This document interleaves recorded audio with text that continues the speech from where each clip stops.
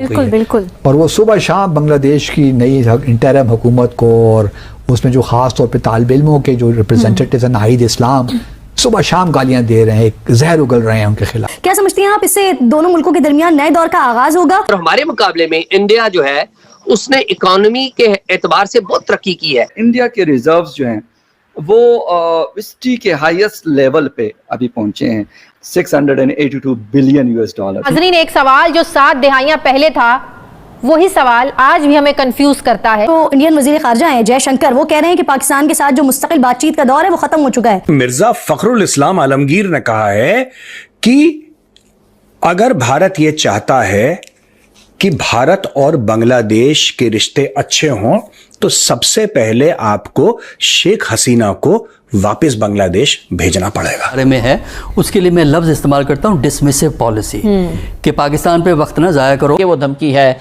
जो कि इस जयशंकर ने दी है, और रद्द अमल से क्या मुराद है? बलूचिस्तान के अंदर जो कुछ हो रहा है ये भारत का रद्द अमल ही है। अच्छा, अगर भारत ये कह दे कि नहीं करवाने तुमसे रिश्ते अच्छे, तुम्हें जो उखाड़ना है उखाड़ लो, तो बांग्लादेश क्या कर लेगा? और अब वो अमेरिका जो हिंदुस्तान है वो इस रीजन में आप देखिए कि एससीओ को इतनी अहमियत नहीं दे रहे जितना वो ब्रिक्स को अहमियत दे रहे हैं। बातें इतनी बड़ी बड़ी दोस्तों, वही पाकिस्तानी खून है ना, थोड़ा सा पहले पाकिस्तानी थे ये लोग, वही लाहौरी खून है इनका कि बड़ी बड़ी बातें करो और जब कल जलील ख्वार हो गए तो यू टर्न ले लेना कि हमने तो बोला ही नहीं था। आप क्या समझती हैं, इस बयान के बाद ये चांस है कि नरेंद्र मोदी आ जाएंगे इस कॉन्फ्रेंस के लिए? आज पाकिस्तान बाप बाप कर रहा है, पाकिस्तान बाप बाप कर रहा है, श्रीलंका अपने कान पकड़ रहा है, मालदीव्स अपनी नाक से लकीरें खींच रहा है।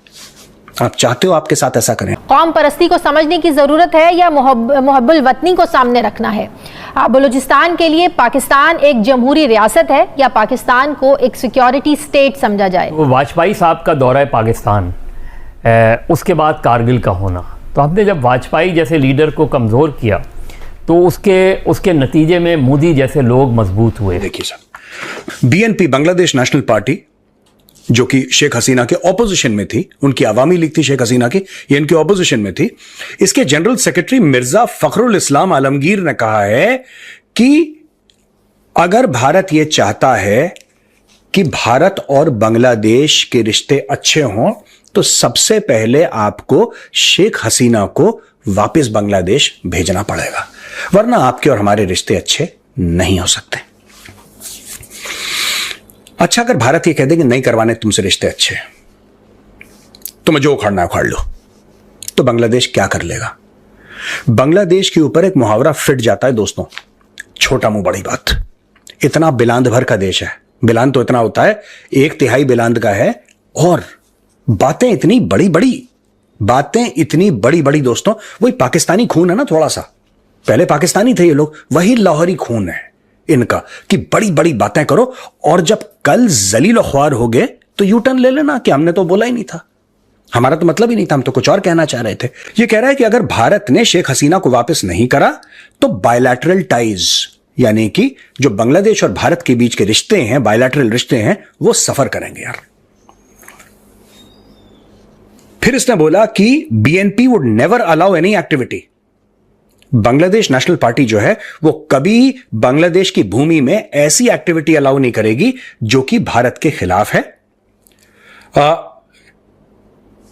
यह कह रहा है कि डिप्लोमेटिक फेलियर है नई दिल्ली का कि बांग्लादेश के लोगों की साइकी जो है, उनका जो दिमाग है वो नहीं समझ पाए। Indian establishment is yet to reach out, अब ये ध्यान से सुनिएगा कि भारतीय establishment is yet to reach out to BNP even though China, US and UK and Pakistan have already done so. पहले मैं इसको समझा दूं, फिर मैं बाकी आपको बताता हूं। देखिए साहब, दूसरी एक मैं आपको, ये पहली दूसरी, चलिए एक के बाद एक बताता हूं, आपको आसानी होगी समझने में। पहली बात तो यह है कि मुझे लगता है कि छोटा मुंह बड़ी बात है, इतना बड़ा देश नहीं है, तुम्हारे पास इतने पैसे नहीं है, इतनी तुम्हारी फौज नहीं है, इतनी तुम्हारी डिप्लोमेसी नहीं है, इतनी तुम्हारी औकात नहीं है। अपने लेवल के हिसाब से बात करो यार, हम प्यार से बात कर रहे हैं, तुम भी बात करो। फिर तुम कहोगे भारत का भारी हाथ पड़ा, भारत का भारी हाथ पड़ गया। आज पाकिस्तान बाप बाप कर रहा है, पाकिस्तान बाप बाप कर रहा है, श्रीलंका अपने कान पकड़ रहा है, मालदीव्स अपनी नाक से लकीरें खींच रहा है। आप चाहते हो आपके साथ ऐसा करें हम? आप चाहते हो नल बंद कर दें?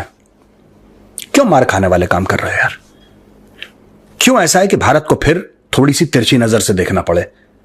क्यों छोटे मुंह बड़ी बात? आपको बात पता है, मुझे बांग्लादेशी साइकोलॉजी बहुत पहले ये कहता है ना कि आप समझ नहीं पाए हमारी साइकोलॉजी, भाड़ में गई तुम्हारी 2 कौड़ी की साइकोलॉजी। मैं बताता हूं। अब देखिए, ये कह रहे हैं जो हिंदुओं को मारा जा रहा है भारत गलत बोल रहा है। वो पॉलिटिकल राइवलरी है, वो रिलीजियस राइवलरी नहीं है। और हम भारत के अंदर माइनॉरिटीज के बारे में बात नहीं करते, इसलिए हम चाहते हैं कि भारत जो है वो बांग्लादेश के माइनॉरिटीज के बारे में बात। देखो ना, मैं एक बात बताना चाहता हूं बांग्लादेशियों को।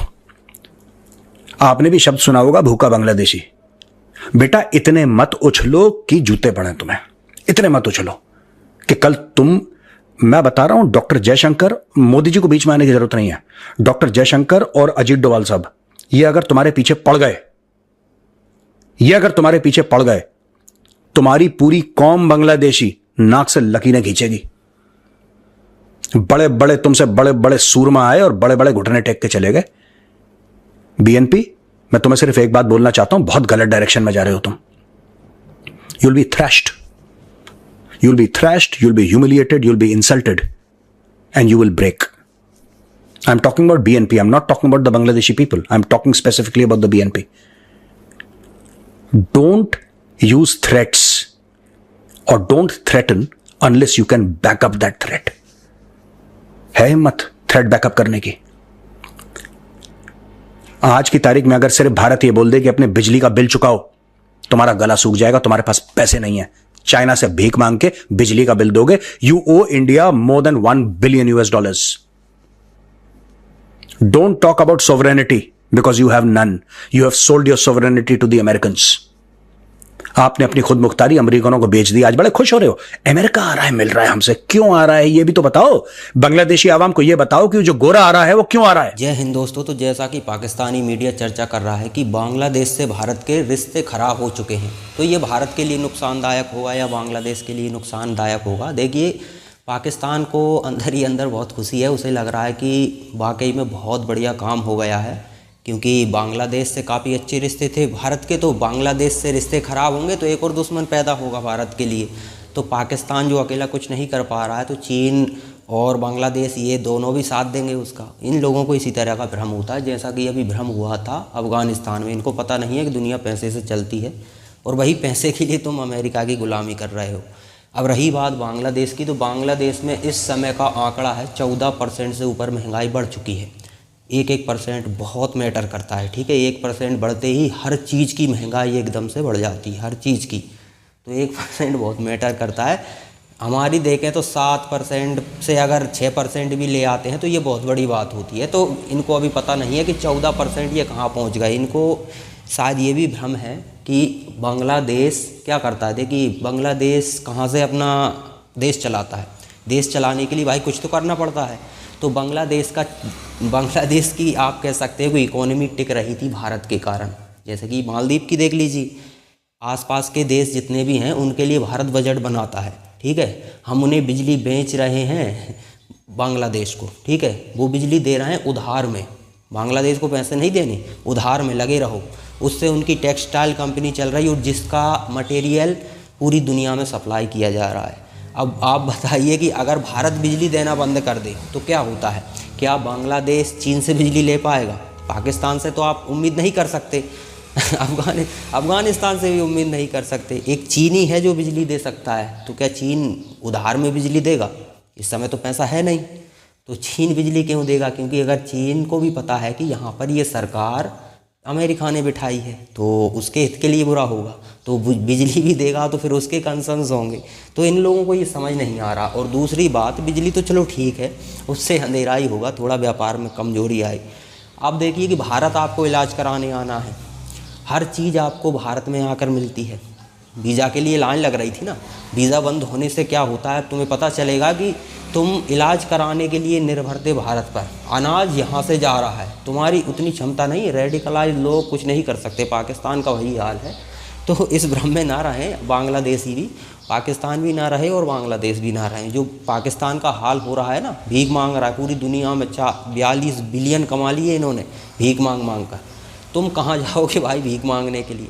तुम्हारी स्थिति बहुत ख़राब होने वाली है। तुम्हें वही पसंद है तो फिर उसके लिए तैयार हो जाओ, क्योंकि हालांकि देखिए जिस तरह से मालदीव ठिकाने लगा, जो अफ़गानिस्तान पाकिस्तान जिससे बहुत उम्मीदें लगाए हुआ था वो हमारे कंट्रोल में आया, तो बांग्लादेश भी कंट्रोल में तो आ ही जाएगा। लेकिन समस्या यही है कि वहाँ के हिंदुओं के लिए खतरा बहुत बढ़ गया है, या तो मरेंगे या कन्वर्ट होंगे, दोनों में से एक उनका होगा ही होगा। वो स्वाभाविक है, अब उसे रोका नहीं जा सकता। भारत ऐसा तो है नहीं कि अभी युद्ध छेड़ दे, ये सेना चली जाए उनकी सुरक्षा के लिए। जो अपनी सुरक्षा नहीं कर पाते स्वयं, उनकी सुरक्षा कोई नहीं करता है। तो बांग्लादेश के हिंदू तो भूल जाएं। बांग्लादेश की वजह यह है कि भारत को वो अभी नुकसान नहीं पहुंचा सकते, क्योंकि निर्भर है, जिस पर खाने पर निर्भर हो, अगर वहाँ से खाना बंद हो जाए तो उसका नुकसान बाद में करोगे, खुद के पेट भरने की दूरी हो जाएगी, तो आपको बहुत महंगा पड़ जाएगा। तो चलिए, बांग्लादेश है, अब वो चाहता है कि भाई हमारा भी वही हाल करो जो पाकिस्तान का किया है, तो फिर भारत उसके लिए भी तैयार है।